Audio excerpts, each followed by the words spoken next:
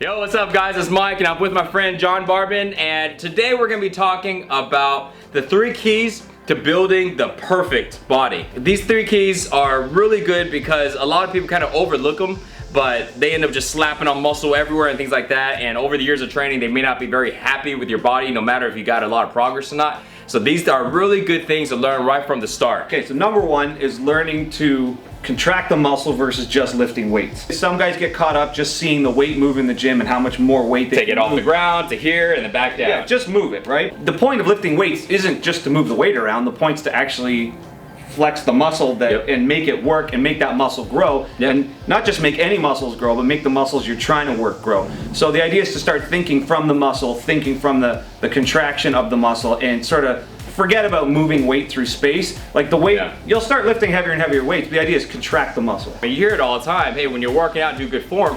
Well, the good form part is really so this way you're really leveraging the workout to help it make it easier to contract your muscles. So that's why form is so important. If you don't have good form, it's very hard to be able to use the right muscles for the workout. And before you know it, you're doing what John's talking about. You're just moving the weight. And a lot of times, if you're a beginner and you never worked out, you're using the wrong muscles. That's how you get like this weird looking body of overdeveloped this and that, you know, and you would blame it on genetics, but it's really because your form wasn't right because you didn't use the right muscles. I gotta say, I'm the first one.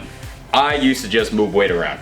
Bench press, all right, I'm gonna take it from the bar, you know, to chest, up and down, you know, and I feel muscles working, but I never really knew how to contract and how to squeeze. And then what happened was my chest became underdeveloped for many years. Yeah, you said it. You and I both ended up getting more shoulder development out of bench press than ever chest development.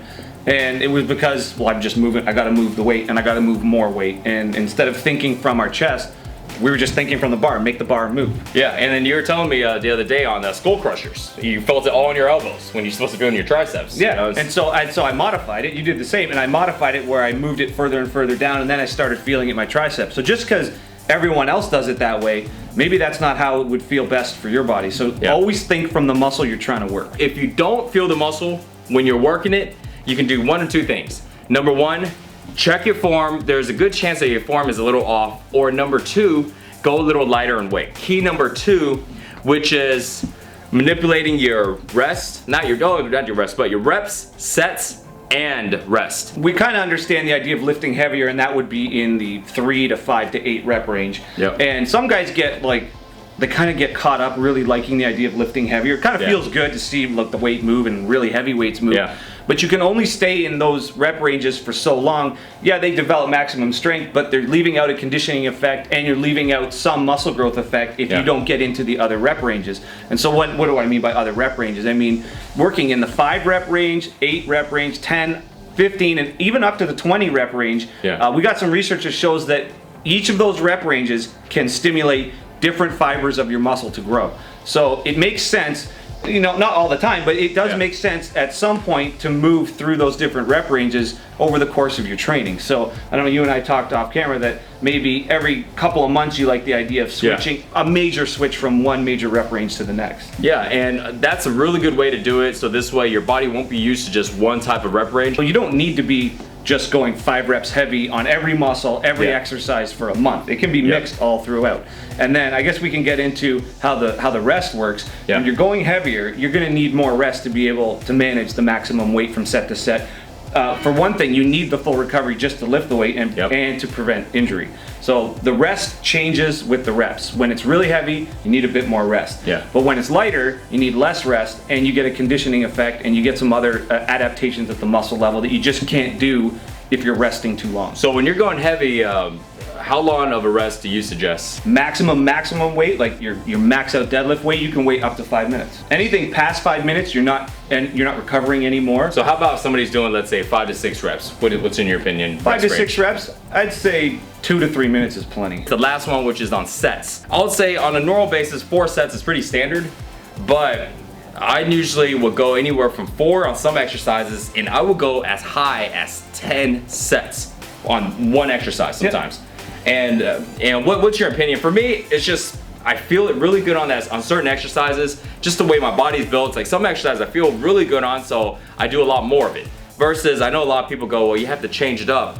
yes, I'll still do some other exercises too, but once in a while I'll build up a lot of volume on certain exercises because I could really feel those muscles contract, like we talked about point 1. So let's say if there's 3 exercises and exercise 1, I really feel my muscles contract like crazy. Exercise 2 and 3, I don't feel it as much. I mean, I can feel it, but it's not the same as the exercise 1. Then automatically in my mind I go, exercise 1 is gonna give me the most amount of benefits. Exercise 2 and 3 are necessary to complete that muscle group, but it's not like as effective for my body. So you can shift the volume where it feels best, and we talked about this earlier. Yeah. It's weird, and I don't know why it happens, but some days an exercise just isn't. You're not feeling it that day. So you can kind of move your volume to the exercise that happens to be working that day. And I mean, this is after a good warm up. It's some days you got it, and some days you don't. So you can move the volume of sets around to the exercise that feels best, and not every day has to be the same number of sets. Yeah. Or if you've got energy, another thing is if you just really have energy that day, you can add in more sets. Like, don't So stop how many sets do you're you do on average per exercise? per exercise? Anywhere between 3 and 6, depending how that day is going. Now, if we have some workouts built in where there's 15 sets for one exercise. Man. And it's a pyramid. It's got some kind of weird things going on. Yeah. So it can be as small as 3 and as big as 15. So the takeaway on key number 2 is rep range. Make sure you do different rep ranges. Incorporate them in one exercise in different rep ranges if you like. I would probably, personally in my opinion, I'd say that's the best way to do it. 5 to 6 reps, 7 reps on some, 12 to 15 on others, maybe just 10 flat on some. Keep it just a variety. The rest will be the same thing. Heavier weights require longer rests, and vice versa. Lighter weights require shorter rests. And the last thing is sets. Make sure to do different volume of sets. Don't just stick to 4 sets. Don't just stick to 3 sets or 5 sets. Last point we're gonna talk about is key number 3, which is actually using lighter weight. There is a lot of times where you have to go lighter. And this is a point really overlooked because we're always thinking for progress heavier. Right? Heavier, so it's always like bigger muscles. So almost everybody that starts working out, one of the major ways they determine if they're getting anywhere isn't just necessarily if their body weight's going up or if measurements are going up, which is kind of what we want, but is my weight going up? Am I lifting heavier and heavier weight? And that's good, and all your weights are gonna go up on everything over time. But certain exercises work better if you cut back on the weight to actually get the muscle you're trying to work to do the work. When I do a lateral raise, when I'm bringing my arm out to the side, if I can lift heavier weight, but it starts to become a trap exercise, and I get more trap development, and I don't need any more trap development. I'm trying to make my deltoid work. So if I go a bit lighter on a lateral raise and I'm stricter with my form, I can feel my shoulder working more than my trap.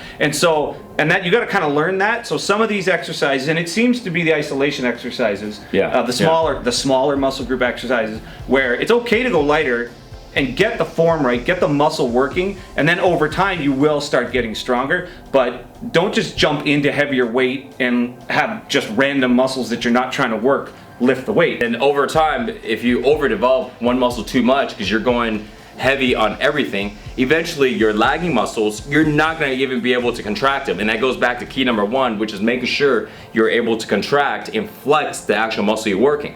Lateral raise is probably one of the best examples of that, because easily when you raise up your arm like that, it's either your delts, your side of your delts, or your traps. And you can see from the back, when I'm raising up, both of them are working.